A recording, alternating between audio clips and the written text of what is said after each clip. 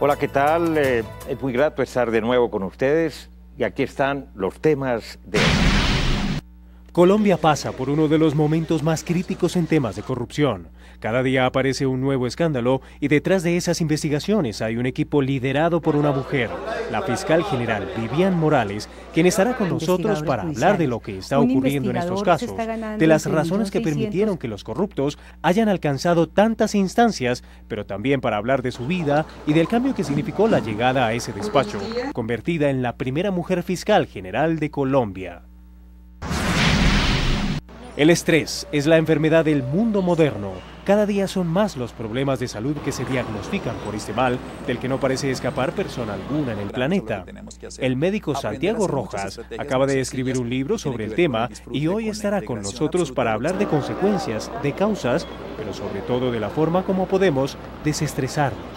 Estos invitados estarán en un momento en Entérate.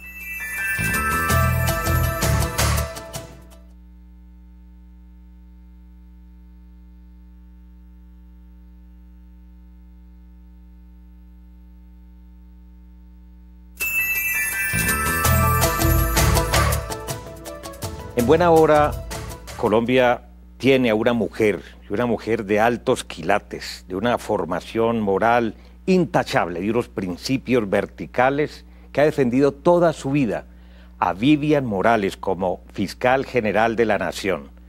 Ella está al frente de 4.000 fiscales, de 22.000 funcionarios, con un presupuesto superior al 1.500.000 millones de pesos. Y es una fiscal para una coyuntura muy grave, muy delicada, sobre todo en materia de corrupción. Pero los resultados empiezan a verse apenas 90 días después de haber tomado posesión del cargo. Bienvenida a Entérate, doctora Vivian Morales. Muchas gracias, Darío. Encantada de estar aquí.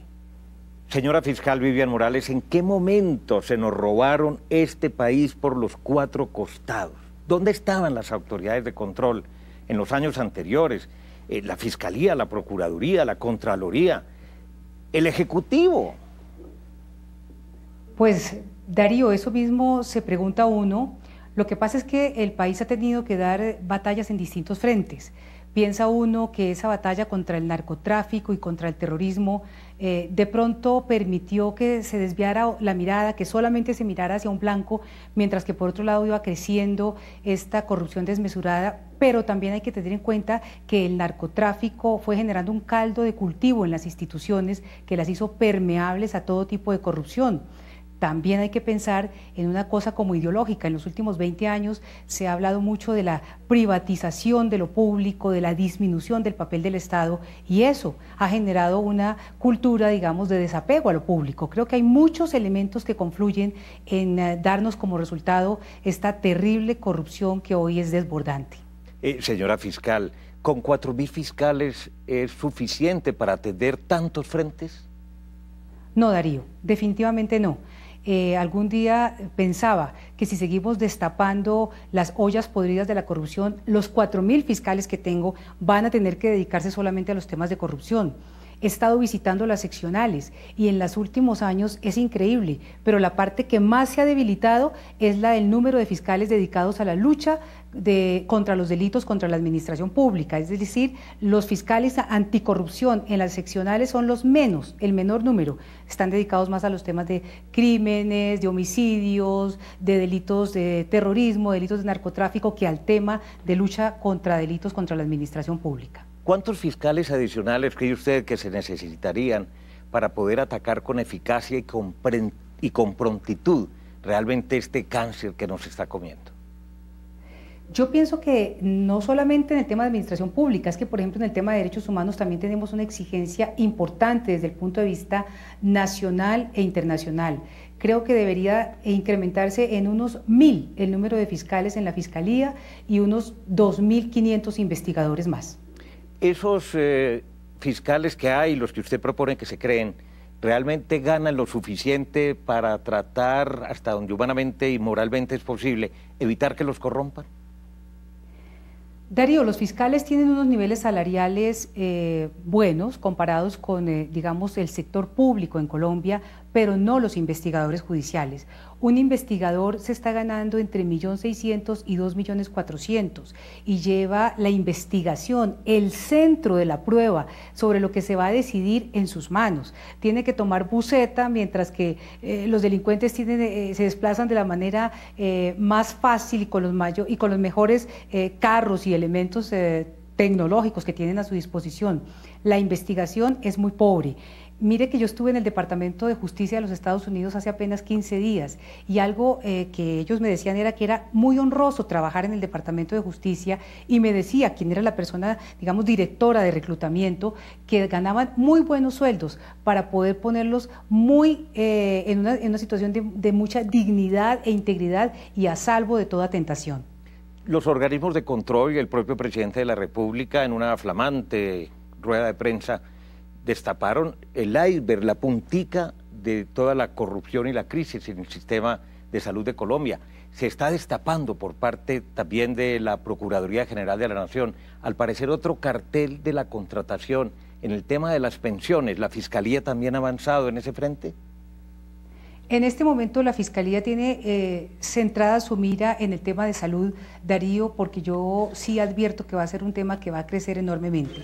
Lo que usted acaba de contar, apenas denunciamos una de las líneas de corrupción y creemos que hay por lo menos otros 7 capítulos de corrupción en el tema de salud. En el tema de pensiones se ha habido bastantes denuncias por parte del Seguro Social que se están adelantando, pero en este momento el foco está dirigido al sector salud. ¿Usted cree que van a caer verdaderamente los peces gordos?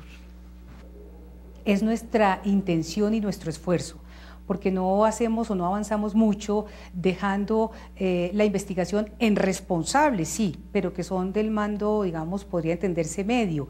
Hay que llegar a buscar las cabezas, quienes se han orquestado, quienes se han enriquecido de una manera escandalosa a través de la defraudación de la salud a los colombianos. En el caso de la salud, ¿por qué se dio semejante fraude, semejante robo tan espantoso al bolsillo, no del Estado, de todos los colombianos, de los contribuyentes?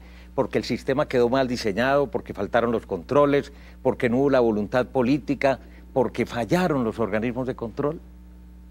Por una mezcla y una sumatoria de todos esos factores que usted acaba de mencionar, Darío, porque realmente uno piensa que cuando hay una corrupción tan grande, lo que está enfermo es el sistema, que ha permitido que anide esa corrupción.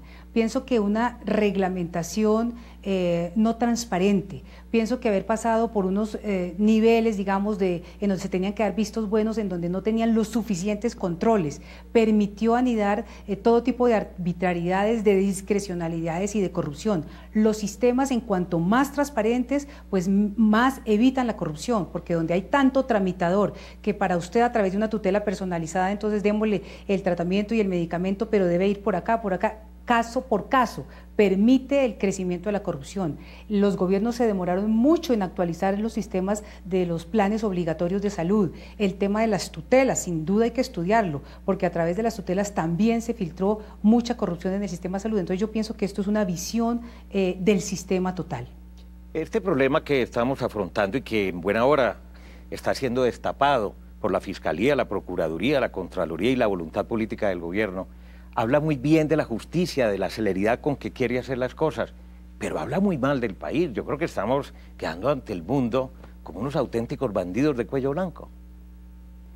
Darío, lo importante en esto no es llenarnos de desesperanza, sino de ánimo, de aliento, entender que se despertó, que hay tolerancia cero a la corrupción, que están dando esa batalla frontal los organismos de control, la rama judicial, el mismo Ejecutivo y el mismo Congreso comprometido en sacar nuevas reglamentaciones para combatir la corrupción. Es natural que nos llenemos un poco de desesperanza, pero no podemos empezar a llevar un INRI, sino decir vamos a superarlo, y lo importante es que los ciudadanos empiecen a dejar su temor, la cobardía que yo he notado que a veces nos acompaña como colombianos y la resignación, y denunciemos. Usted diría, en frente a algunos casos puntuales, ¿qué va a pasar con los primos Nule? Darío, las investigaciones son varias. Se están llevando más de 14 investigaciones en los casos de las actuaciones por diferentes frentes. Aquí no ha habido principio de oportunidad ni preacuerdo, no ha habido todavía ninguna negociación, pero en la medida en que ellos sí nos colaboren eficazmente para desvertebrar la corrupción, tanto en la ciudad de Bogotá como descubrir núcleos de corrupción en el tema de la contratación a nivel nacional, se podrá pensar en darles estos mecanismos que les puede permitir una reducción de la pena si su colaboración es comprobada, eficaz y nos lleva al esclarecimiento de la verdad. Mire, el principio de oportunidad no se debe ver como un beneficio para los delincuentes, sino como un recurso para la verdad y la justicia. En el caso del alcalde de Bogotá, Samuel Moreno, ¿ha podido realmente avanzar la Fiscalía en las investigaciones preliminares? Sí, ha avanzado. Al alcalde hoy suspendido se le escuchó en interrogatorio y se ha seguido investigando.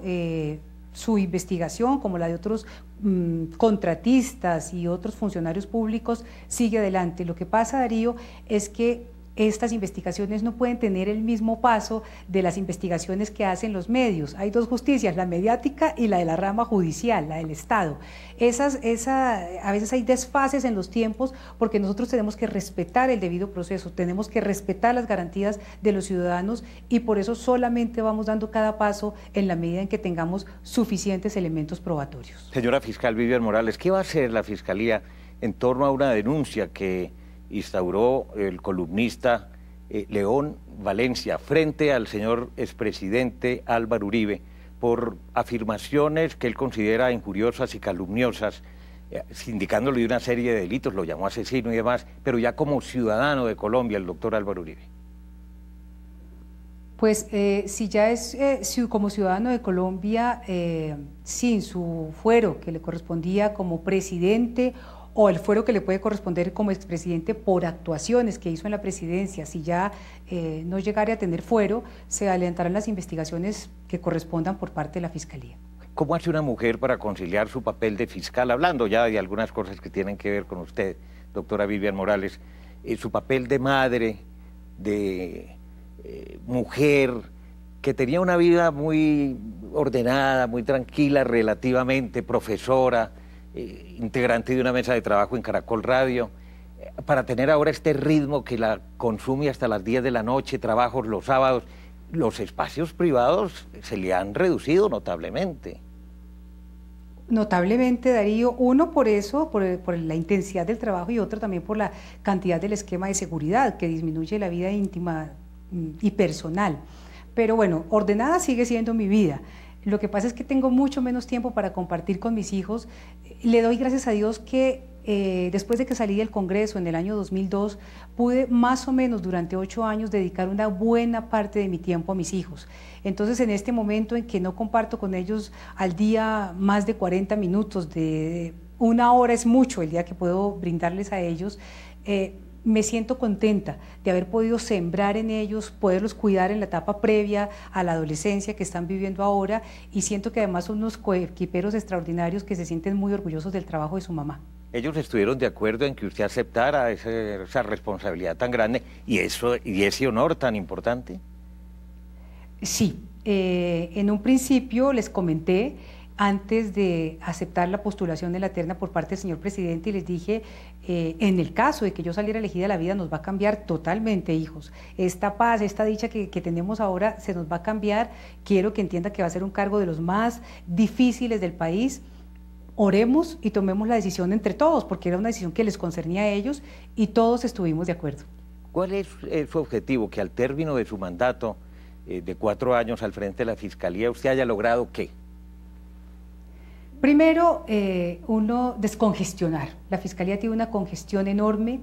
Haber hecho algunas modificaciones en el sistema penal acusatorio que lo hagan viable, porque hoy realmente tiene muchas dificultades el sistema penal acusatorio, y sobre todo haber logrado dar una batalla muy fuerte y efectiva contra la corrupción en la administración pública. Y finalmente, señora fiscal Vivian Morales, ¿a cuánto cree usted que puede ascender el desfalco contra el Estado, contra los colombianos, entre lo que ya se conoce y lo que se pueda vislumbrar por parte de otras instituciones que han estado penetradas? Darío, es difícil. Yo no me atrevo a hacer o a sacar cifras, sino en la medida en que voy conociendo cada proceso. pero si solamente estamos mirando el 10% y van más de 30.000 millones, pues pueden ustedes hacer las cuentas. Yo no las hago porque sería aventurarme y de pronto irresponsable sacar una cifra, pero yo no dudo que esta cifra sí pueda superar los cientos de miles de millones de pesos. ¿A usted le da miedo ejercer el cargo de fiscal? ¿Le tiene temor? No, no, Darío, yo soy una mujer de una gran fe. Creo que cuando Dios lo pone a uno a hacer una tarea, primero lo capacita para cumplirla y segundo le da la protección para cumplirla.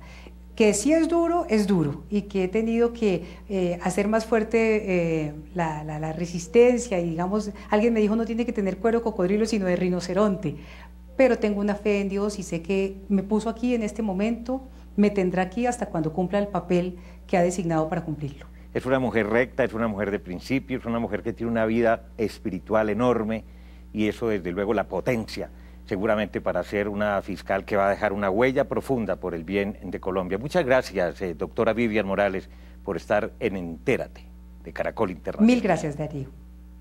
Y bueno, en unos segundos vamos a cambiar radicalmente de tema. Nos vamos a desestresar porque todo este tema de la corrupción realmente nos agobia y nos llena de desesperanza.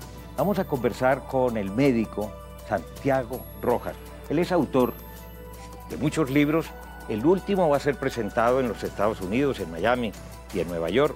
Desestrésate, porque todos tenemos muchos grados de estrés.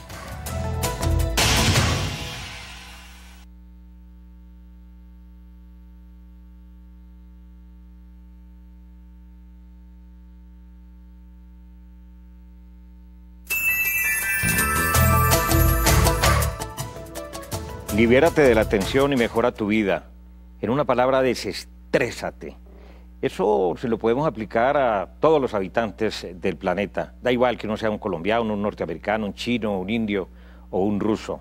Es el libro, el nuevo libro del médico Santiago Rojas.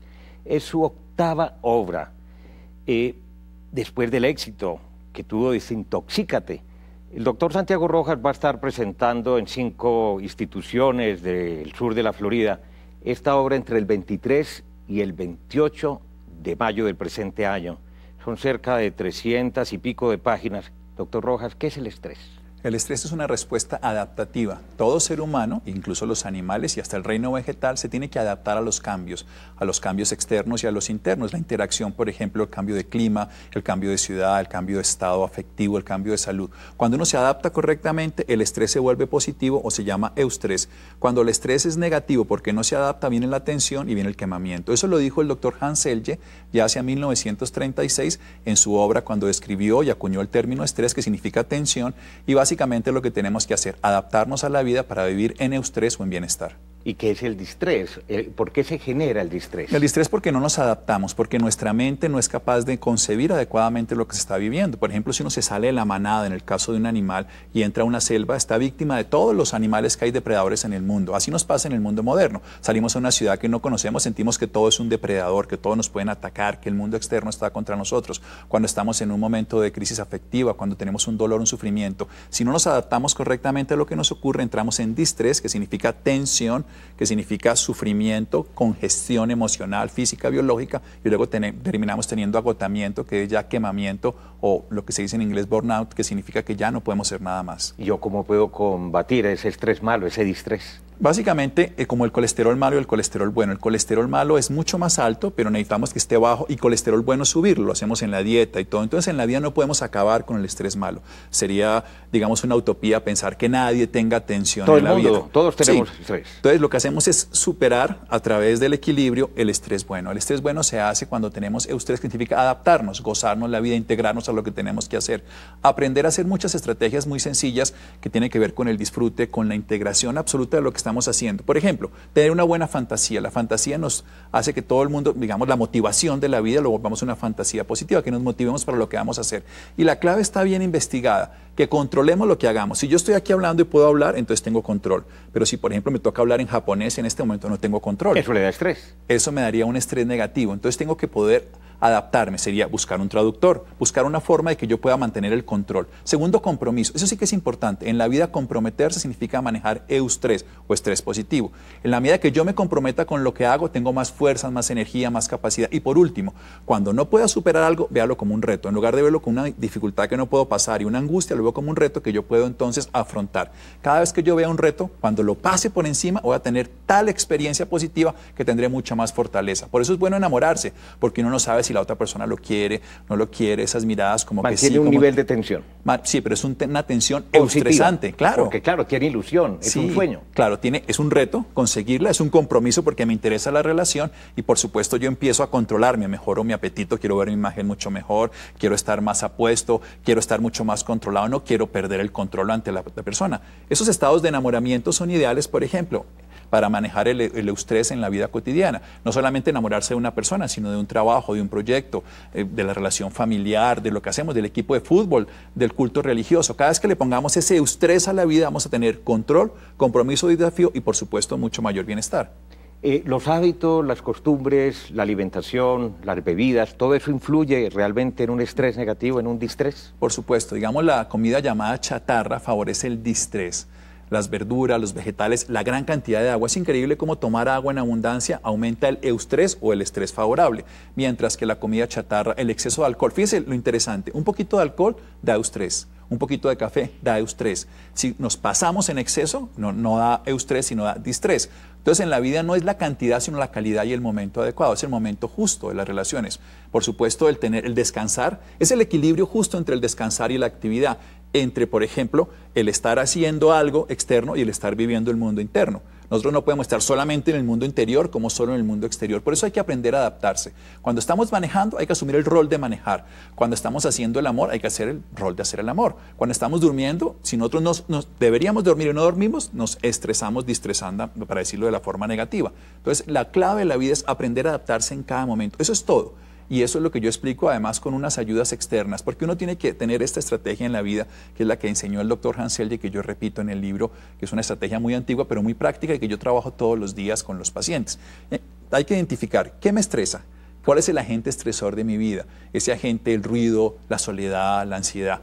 ¿Cómo me adapto? Que es la clave del proceso mío. Y cuando no me puedo adaptar, ¿cómo me ayudo de afuera? Entonces puedo utilizar sonidos, por ejemplo, la música ayuda mucho, la música de Mozart o cualquier tipo de música, ahí las explico, los olores y los aromas. Ejercicios también sirven. La actividad física, por supuesto, la meditación, la oración, el yoga, las esencias de flores, la cromoterapia, diferentes colores. Cada cosa externa, el abrazo de una persona querida, puede ser suficiente para ayudar a mi adaptación adecuada para que yo pueda afrontar el estrés y salir, por supuesto, con eustrés. Yo no me puedo reprogramar las neuronas. Sí, claro. La programación se puede hacer a través de dos mecanismos. Un mecanismo conductual, que yo voy cambiando mi forma de pensar, porque ya hay tecnología moderna, por ejemplo, el neurofeedback. Hay muchos sistemas hoy que nosotros podemos enseñar a las personas a través de métodos multimedia, un gimnasio cerebral. Como hacemos gimnasio para fortalecer la musculatura externa, podemos también trabajar la actividad cerebral y podemos modificarlo profundamente. Y lo podemos hacer a través de técnicas mucho más profundas de meditación, y la misma oración reprograma el cerebro. Sabe, cuando uno medita y cuando ora, activa la zona prefrontal, la parte anterior del cerebro, aquí en la parte izquierda, que es el asiento de las emociones positivas, como el altruismo, como el ser caritativo, como el ser generoso, como el ser comprensivo, como el tener una cosa que se llama la compasión, el desarrollar la ternura. Todo eso se hace a través de técnicas externas aprendidas, de técnicas internas de meditación, oración, o a través de tecnología multimedia que nos puede ayudar a fortalecerlo. ¿Y cómo recargo yo las baterías, mi energía? Es muy fácil. Hay una de las cosas que más recarga, el estado de contento. Cualquier cosa que le dé una alegría lo pone contento, lo pone eufórico y lo pone energético. Uno puede cargarse en cualquier momento. La autoestima, el quererse y el validarse. Cuando uno se da palo, se odia, se invalida permanentemente, eso es lo que se hace. Se vuelve uno una persona paralizada. En cambio, cuando uno se da ánimo, la persona que más ánimo nos puede dar somos nosotros mismos. ¿Qué importa que nos ovacionen en el mundo externo si en el mundo interno yo me estoy criticando y me estoy castigando? La capacidad de comprometerse. Cada vez que yo me comprometo, si yo estoy en mi casa y estoy durmiendo y mi hijo está llorando, yo estoy comprometido con mi hijo porque es mi hijo, tengo fuerza y me levanto y actúo. Si es el vecino, me tapo la cabeza con la almohada. O sea, el compromiso en la vida me hace tener energía. Y algo muy importante, hay dos cosas que nos quitan la energía en la vida, la preocupación y la irritabilidad.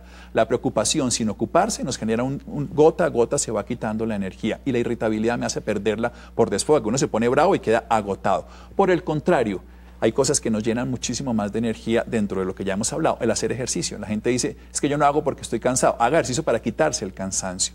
La dieta, por supuesto, los antioxidantes, un poquito de licor es bueno todos los días, siempre y cuando sea un poquito. El tomar mucha agua, el usar el sol como estrategia no solamente de bronceado, sino de carga de energía.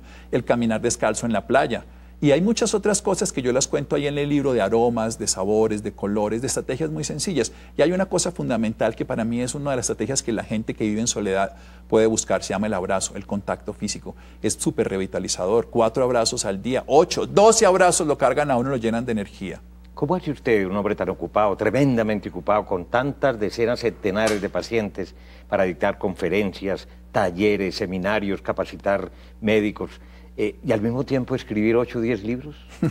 Adaptándome. O sea, cada momento tiene su instante y su necesidad. Cuando soy el médico en el consultorio no puedo ser otro. En este momento soy el entrevistado en Entérate con Darío y no puedo hacer otra cosa en mi vida. Y cuando ya termino mi día, entonces tengo el tiempo para escribir, tengo la reflexión de todos los días. Yo escribo de una forma que los que han hecho las ediciones me dicen que es bastante desordenada para lo común que escriben los demás escritores, pero al final sale un libro. Yo voy escribiendo todos los días y voy llenando de infinidad de ideas que me van saliendo, y luego el reto mío, que es lo que me genera el gozo, a mí me genera mucho eustrés escribir, porque tengo una gran cantidad de ideas sueltas y poderlas poner en pocas palabras me genera eustrés. Ya cuando la gente lee el libro, el gozo le puede dar a otro, pero a mí me genera eustrés el escribirlo. Entonces, para mí es una de las formas de recargarme, escribir, porque es todas las ideas del día, ponerlas en pocas palabras significa que todo eso grande se volvió pequeño, se volvió útil. Bueno, cita usted en este libro, Desestrésate, a muchos maestros y sabios de la antigüedad. ¿Por qué, doctor Rojas? Porque yo creo que así, mire, había un personaje que se llamaba Newton, que él decía que él llegó a ver tan lejos porque se paró sobre hombros de gigantes. Es imposible no crecer sin haberlo hecho a través del conocimiento y la sabiduría de otros. Además, yo para qué me voy a inventar lo que ya está inventado. Lo único que tengo que hacer es retomar las palabras de otro y tal vez contextualizarlas y volverlas un poco más asequibles a unas personas que en este momento lo pueden leer en cualquier lugar del mundo. Tema que nos afecta a todos, un libro para reflexionar, para consultar, para leer, porque el estrés nos afecta en la vida personal, en la vida familiar y en la vida colectiva. Escríbanos a nuestro correo electrónico entérate@caracoltv.com.co. Hasta la próxima.